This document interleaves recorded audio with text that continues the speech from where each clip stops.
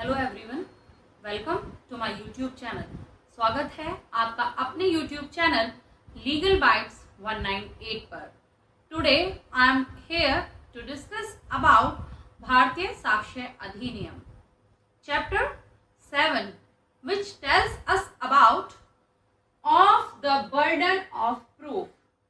सबूत का भार किस व्यक्ति पर होगा या किस पार्टी पर होगा।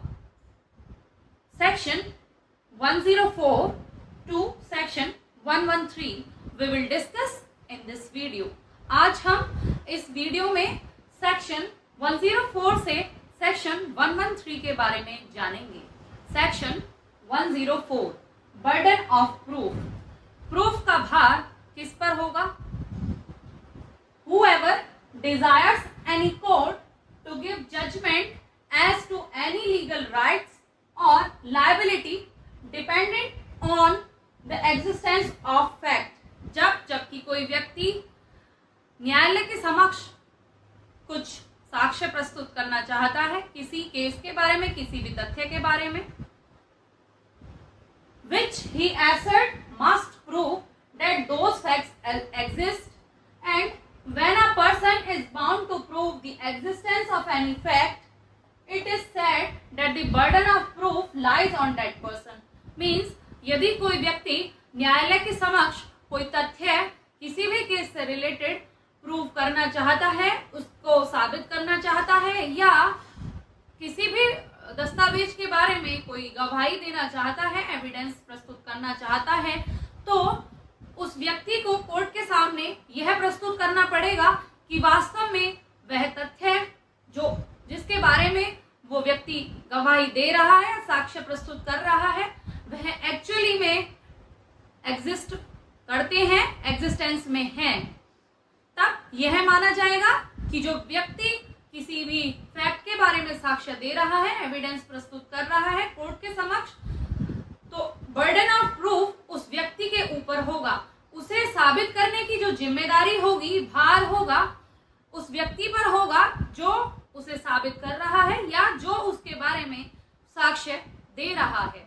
यह सेक्शन हमें बर्डन ऑफ प्रूफ्स के बारे में बताता है कि किस व्यक्ति पर साक्ष्य का भार निर्भर करता है, किस व्यक्ति की जिम्मेदारी है कि वह जो साक्ष्य दिया जा रहा है उसे साबित करे। Illustration. Here I have taken two illustrations to understand the concept of section 104। A desired a court to give judgment that B shall be punished।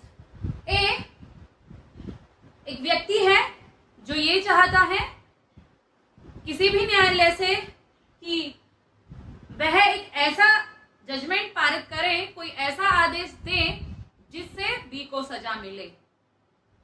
क्यों? क्योंकि बी ने एक ऐसा क्राइम कमिट किया है जिसे उसे नहीं करना चाहिए था और उसके लिए उसे दंड मिलना चाहिए। Then A must prove that B has committed the crime।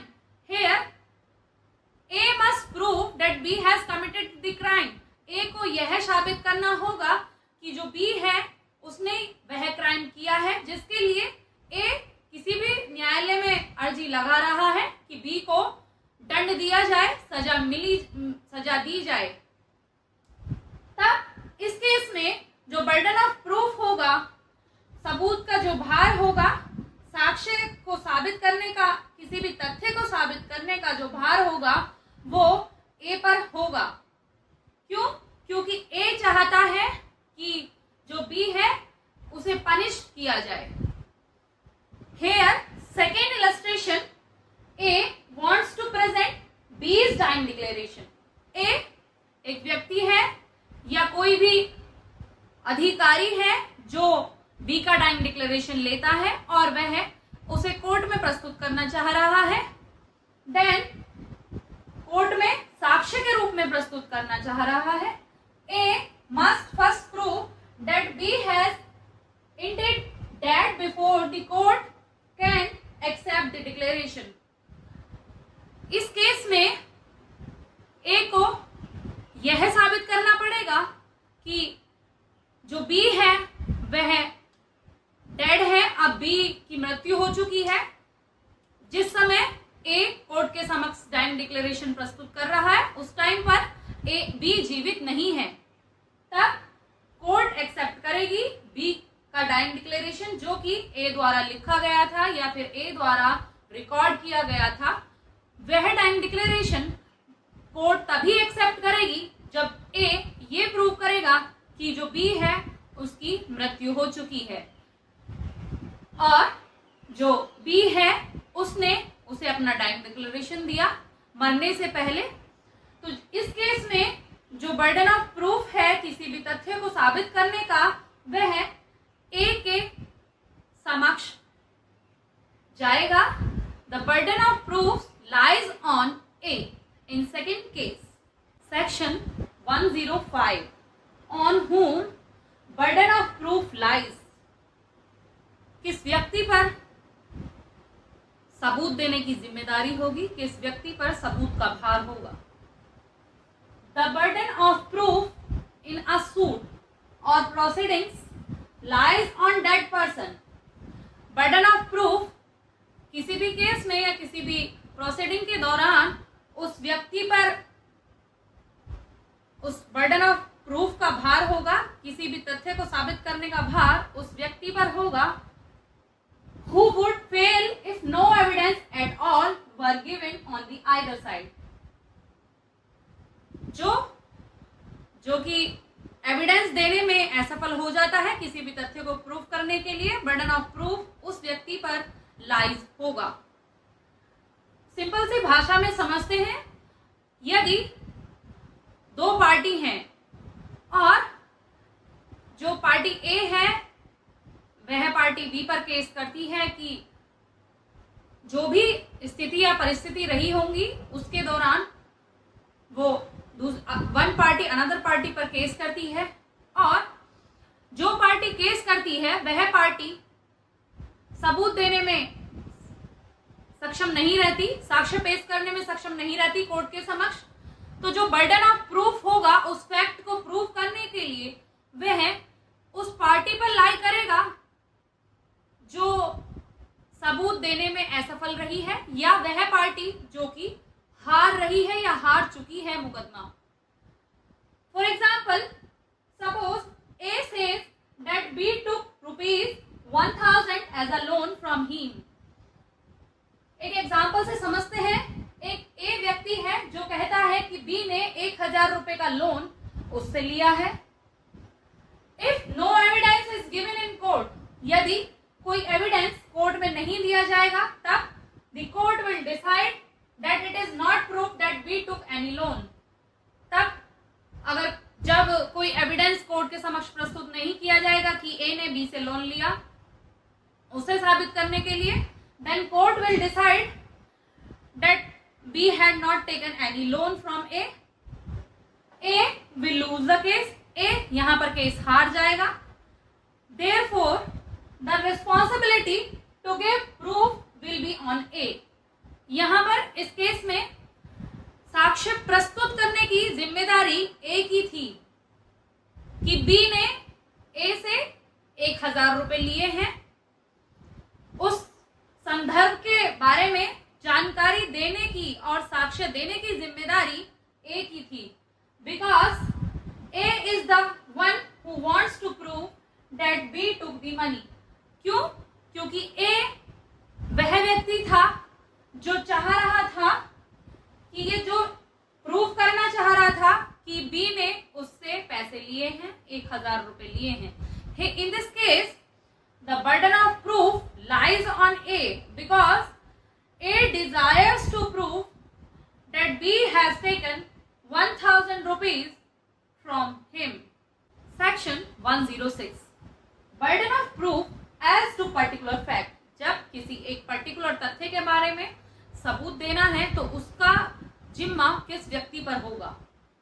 The burden of proof to any particular fact lies on the person who wishes the court to believe in its existence. जब कोई विशेष व्यक्ति यह चाहता है कि न्यायालय किसी तथ्य पर विश्वास करे तो उस तथ्य पर विश्वास कराने की जिम्मेदारी उस व्यक्ति की होगी जो यह चाहता है कि न्यायालय किसी पर्टिकुलर फैक्ट पर विश्वास करे। unless it is provided by any law that the proof of that fact shall lie on a particular person. जब तक कि कानून द्वारा किसी अन्य व्यक्ति को उसकी अथॉरिटी नहीं दी गई है उस फैक्ट को प्रूव करने के लिए, अगर कोई कानून द्वारा किसी व्यक्ति को अथॉरिटी दी गई है तो उस फैक्ट को वह व्यक्ति ही प्रूव करेगा, अदरवाइज वह अन्य व्यक्ति भी प्रूव कर सकता है जो यह चाहता है कि कोर्ट उस तथ्य पर विश्वास करे। For example, A prosecute B for theft. एक एग्जाम्पल लेते हैं, इसमें ए यह कहता है कि बी ने चोरी की है and wants the court to believe that B admitted that theft to C, और यह चाहता है कि कोर्ट यह विश्वास करे कि बी ने सी के साथ चोरी की है या बी ने सी के घर में चोरी की है या सी से लूटपाट की है। A must prove the admission. इस एग्जाम्पल में इस तथ्य के लिए कि बी ने सी के साथ चोरी की है, ए को एडमिशन प्रूव करना पड़ेगा कि वास्तव में जो बी है उसने चोरी की है या नहीं की है। B wants the court to believe that he was elsewhere at the relevant time. B must prove this fact. और B यह चाहता है कि कोर्ट यह विश्वास करे कि जिस वक्त चोरी की गई थी उस वक्त B वहां पर नहीं था, किसी अन्य स्थान पर था।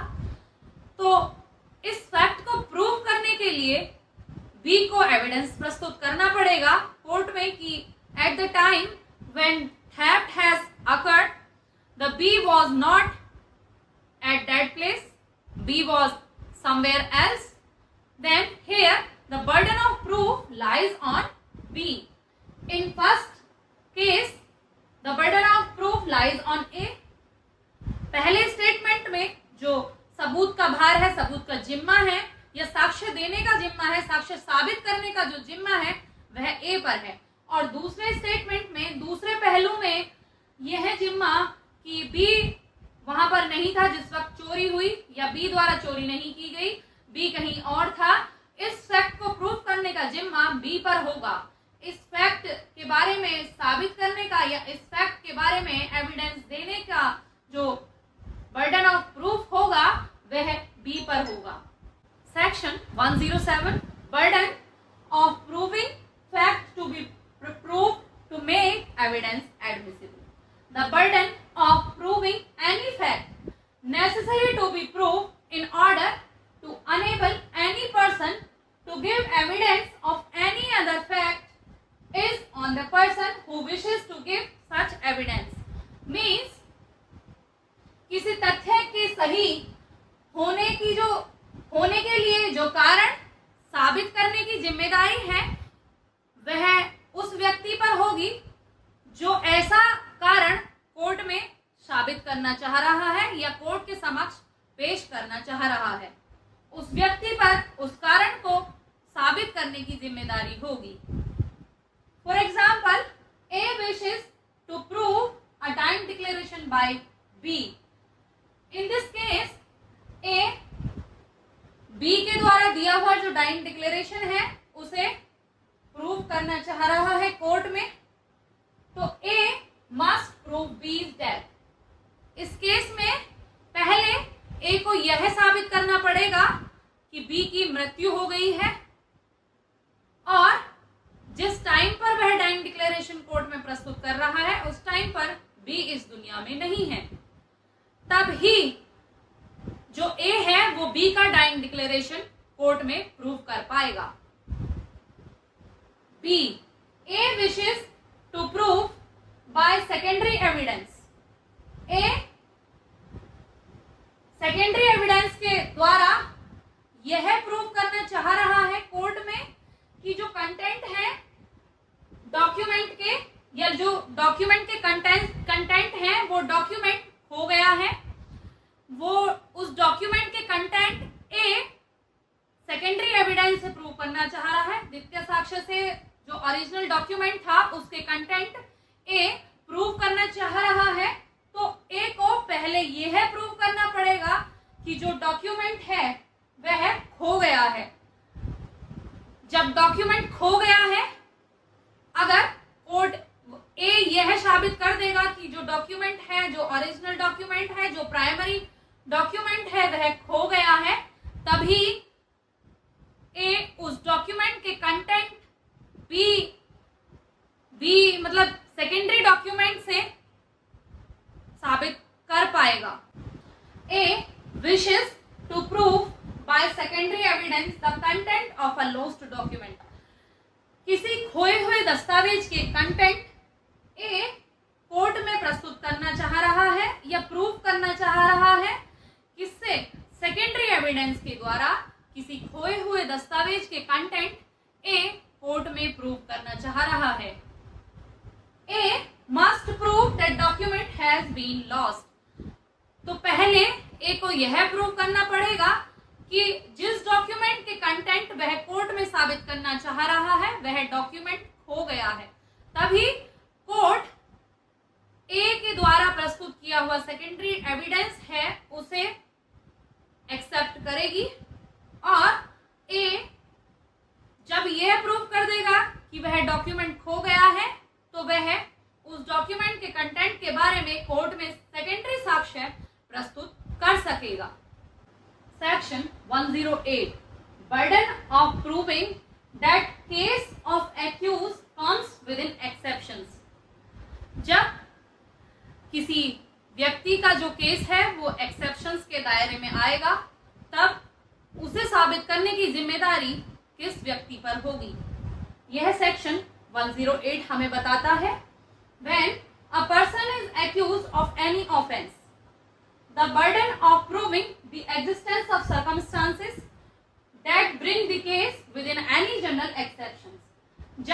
जब कोई व्यक्ति किसी केस में एक्यूज है, अभियुक्त है किसी भी ऑफेंस में, तब जो बर्डन ऑफ प्रूफ है, किसी भी सर्कमस्टांस को प्रूव करने का जो जिम्मा है उस व्यक्ति पर होगा कि कोई भी जो जनरल एक्सेप्शंस दी हुई हैं बीएनएस के अंडर, बीएनएस 2023 और within any special exceptions और proviso contained in any other part of the act, किसी अन्य एक्ट में कोई भी भाग दिया हुआ है या बीएनएस के अंदर कोई भी जनरल एक्सेप्शन दी हुई है, तो उस एक्सेप्शन को प्रूव करने की जिम्मेदारी उस व्यक्ति की होगी जो कि केस में किसी भी ऑफेंस में एक्यूज्ड है। The court shall presume the absence of such circumstances unless the accused prove them। Court यह मान लेगी अगर वह व्यक्ति उन सर्कमस्टांसेस को प्रूव करने में असक्षम है, तो कोर्ट यह मान लेगी कि जो एक्यूज है, अभियुक्त है, जो ऑफेंस उसने किया है वह सच है। अगर जो एक्यूज है वह उन सर्कमस्टांसेस का, उन परिस्थितियों का कोई सबूत पेश कर देता है, तो कोर्ट यह मान सकती है कि जो क्राइम किसी भी एक्यूज ने या ऑफेंस किसी भी एक्यूज ने किया है वह जनरल एक्सेप्शंस के अंदर आता है जो कि बीएनएस में दी हुई है, या एनी अदर स्पेशल एक्सेप्शंस जो कि किसी अन्य एक्ट में दी हुई है, तब तक कि जब तक वह व्यक्ति उन्हें प्रूफ ना कर दे। Example, A accuse of murder alleged that by reason of unsoundness of mind he did not know the nature of act। मतलब ए एक व्यक्ति है जो कि मर्डर के चार्जेस उस पर लगे हैं और वह यह बताता है कि उसके अनसाउंडनेस ऑफ माइंड होने के कारण से वह जो अपराध उसने कारित किया है उसके जो एक्ट है या जो नेचर है उसे नहीं समझ पाया, क्योंकि वह अनसाउंडनेस ऑफ माइंड है, उसका जो माइंड है वो प्रॉपर तरीके से काम नहीं कर रहा, वह पागल है या फिर कुछ अन्य परिस्थितियां उसके साथ हैं जो कि उसे यह समझने में असमर्थ करती है कि जो क्राइम उसने किया है उसका नेचर क्या है, उसका क्या प्रभाव उस व्यक्ति पर पड़ सकता है, जिस व्यक्ति के लिए वह क्राइम कर रहा है या जिस व्यक्ति के विरुद्ध वह यह क्राइम कर रहा है। तब जो बर्डन ऑफ प्रूफ है इस सर्कमस्टांस को प्रूव करने का कि जिस वक्त वह व्यक्ति क्राइम कर रहा था उस वक्त उसका स्टेट ऑफ माइंड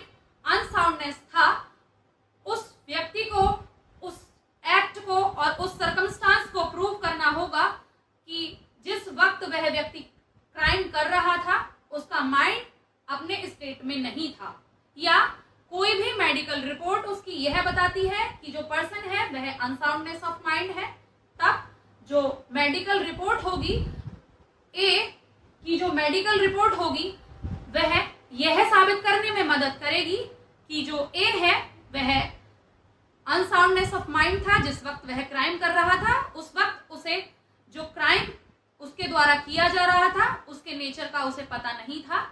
तो ये जनरल एक्सेप्शंस में आएगा और कोर्ट इसे एक्सेप्ट कर लेगी अगर ए कैपेबल है कोई भी एविडेंस उसके समक्ष प्रस्तुत करने के लिए, या वो एविडेंस जो उसे सपोर्ट करे उसे प्रस्तुत करने के लिए अगर ए सक्षम है।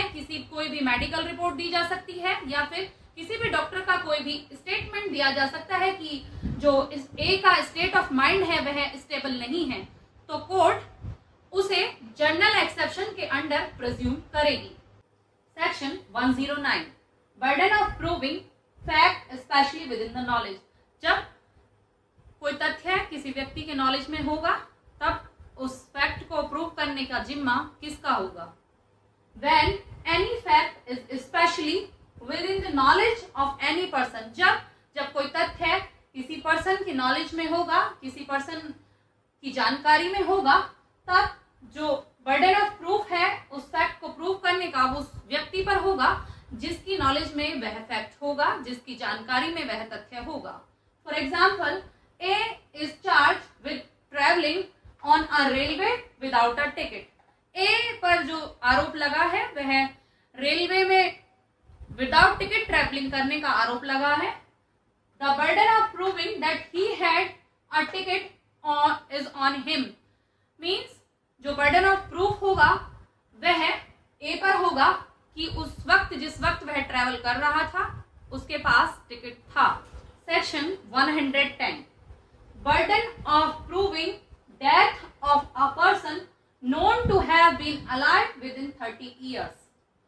When the question is whether a man is alive or dead. जबकि प्रश्न यह है कि कोई व्यक्ति जीवित है या वह मर चुका है, and it is shown that he was alive within 30 years, और ऐसा दर्शाया गया है कि वह 30 साल पहले या 30 साल के अंदर जीवित था। The burden of proving that he was dead on the person who affirms it. तो उसे मृत साबित करने का, मृत घोषित करने का जो बर्डन ऑफ प्रूफ होगा वह उस व्यक्ति पर होगा जिसने उसे मृत घोषित किया है, या वह व्यक्ति कोर्ट में साक्ष्य दे सकेगा जो व्यक्ति उस व्यक्ति के बारे में ऐसा स्टेटमेंट देता है कि वह व्यक्ति मर चुका है। The burden of proof lies on dead person who affirms the death of dead person. Section 111 burden of proving dead person is alive who has not been heard for 7 years। लगातार 7 सालों से जिस व्यक्ति के बारे में कोई नहीं सुनता है या नहीं जानता है और वह जीवित है, उसका बर्डन ऑफ प्रूफ, उसका जीवित होने का साक्ष्य किस व्यक्ति पर जिम्मा होगा, उस साक्ष्य को प्रूव करने का, उस तथ्य को प्रूव करने का। When the question is whether a man is alive or dead and it is proved that he has not been heard for 7 years by those who would not naturally heard of him means जब कोई व्यक्ति लगातार 7 सालों से लापता है या वह उसके बारे में किसी ने नहीं सुना है या उन व्यक्तियों ने नहीं सुना है जो उसके रिश्तेदार हो सकते हैं या फिर कोई करीबी हो सकता है, उसने उसके बारे में नहीं सुना है, तो कोर्ट यह मान लेगी कि वह व्यक्ति अजीवित है, वह व्यक्ति मृत है। अगर कोई यह दावा करता है कि वह व्यक्ति जीवित है तो उसे यह प्रूव करना पड़ेगा एविडेंस देकर कि वह व्यक्ति वास्तव में जीवित है। तो here the burden of proof lies on that person who says that the person who is missing और the person from which anyone not heard, then the burden of proof lies on that person who says that the person is alive.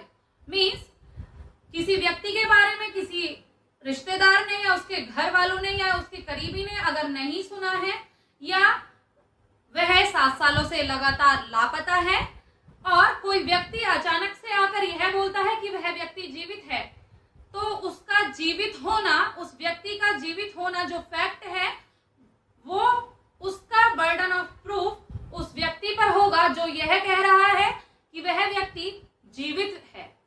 Section 112 burden of proof as to relationship in the case of partners, landlords and tenants, principal and agent. Principal agent, landlord, tenants और partners के बीच में क्या relationship है उसे सिद्ध करने का भार उस व्यक्ति का होगा या किस व्यक्ति का होगा, यह सेक्शन 112 बताता है। When the question is whether persons are partners, जब प्रश्न यह है कि जो व्यक्ति हैं वह पार्टनर्स हैं या लैंडलॉर्ड्स हैं या टेनेंट्स हैं या प्रिंसिपल और एजेंट हैं, and it has been shown that they have been acting as such, और यह दिखाया गया है कि वह व्यक्ति जो कि लैंडलॉर्ड्स हैं, पार्टनर्स हैं, प्रिंसिपल एजेंट हैं या फिर टेनेंट्स हैं, वह उसी रिलेशनशिप में हैं जिस रिलेशनशिप में बताया जा रहा है या दिखाया गया है।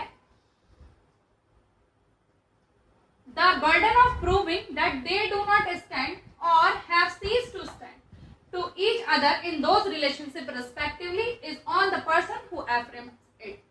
यह सेक्शन हमें यह बताता है जब कि दो व्यक्ति या दो से अधिक व्यक्ति लैंडलॉर्ड्स हैं, पार्टनर्स हैं या प्रिंसिपल एजेंट हैं या टेनेंट्स हैं और वास्तव में उनका जो रिलेशनशिप है वह दर्शाता है कि वास्तव में वह प्रिंसिपल एजेंट के रिलेशनशिप में है या टेनेंट्स के रिलेशनशिप में है या लैंडलॉर्ड्स के रिलेशनशिप में है या वह पार्टनर्स हैं, और कोई व्यक्ति यह दावा करता है कि वह अब ऐसे रिलेशनशिप में नहीं है और उनके बीच अब ऐसा कोई रिलेशनशिप नहीं है, उनके बीच कोई पार्टनरशिप नहीं है, वे प्रिंसिपल एजेंट नहीं है। जो व्यक्ति यह कह रहा है कि उनके बीच में इस तरीके का कोई रिलेशन नहीं है या वे प्रिंसिपल एजेंट नहीं है, वे लैंडलॉर्ड्स नहीं है आपस में, या वह टेनेंट्स नहीं है, वे पार्टनर्स नहीं है, उस व्यक्ति पर सबूत पेश करने का भार होगा, बर्डन ऑफ प्रूफ उस व्यक्ति पर होगा जो उनके रिलेशनशिप को नकारता है। यह सेक्शन 112 हमें बताता है। Section 113 burden of proof as to ownership. Ownership का जो प्रूफ, जो भार है वह किस व्यक्ति पर होगा? When the question is whether person is owner of anything, जब प्रश्न यह है कि कोई व्यक्ति किसी वस्तु का ऑनर है, किसी वस्तु का मालिक है, of which he is shown to be in possession, और वह चीज, वह वस्तु उस व्यक्ति के कब्जे में है, possession में है, the burden of proving that he is not the owner is on the person who affirms that he is not the owner. तब अगर कोई व्यक्ति यह कहता है कि वह व्यक्ति उस वस्तु का मालिक नहीं है या जो वस्तु उस व्यक्ति के कब्जे में है, पोजेशन में है, वह उस वस्तु का ऑनर नहीं है, मालिक नहीं है, तो यह तथ्य साबित करने के लिए कि वह व्यक्ति उस वस्तु का मालिक नहीं है, वह वस्तु उस व्यक्ति के कब्जे में नहीं है, पोजेशन में है या नहीं है, उस व्यक्ति पर होगा जो ऐसा स्टेटमेंट दे रहा है या जो ऐसा बोल रहा है कि एक वस्तु है, उसका मालिक कोई स्पेशल पर्सन नहीं है, कोई व्यक्ति नहीं है जो कि दिखाया गया है। तब उस व्यक्ति पर बर्डन ऑफ प्रूफ होगा जो व्यक्ति ऐसा स्टेटमेंट दे रहा है।